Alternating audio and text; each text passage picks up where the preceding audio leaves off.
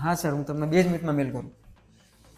એટલે આને માં શું લે મારી કીડો છે. એટલે આજે આપણે મીટિંગમાં બધા હાજર હતા કે નતા, કોઈ એબસેન્ટ નહોતું, બધાએ બધા પોઈન્ટ નોટ કર્યા છે. હવે આ સાહેબની તું ફરમાઈ સાંભળ કે મારે એચઆર ને સીસી માં લઈને એક મેલ કરવાનો કે આપણે આજે મીટિંગમાં શું ડિસ્કસ કર્યું. એ બાજુમાં બેઠી હતી બરાબર, એવું કે ખબર, નો સર વી નીડ મેલ કે ફોર રેકોર્ડ પર્પસ. એટલે મેં કહું તારું હું તંબુરાનો રેકોર્ડ રાખવો છે, પોતાની જાતને મેલ કરી લે. હું શું કામ મેલ કરું લ્યા? હું કઈ ખોટું કહેતો હોય તો તું મને કહેજે. આનો કાલે આપણને મેલ નતો આવ્યો કે આપણે આજનો ટાસ્ક ડિસાઈડ કરવા માટે એક અડધો કલાકની ક્વિક મીટિંગ રાખી લઈએ.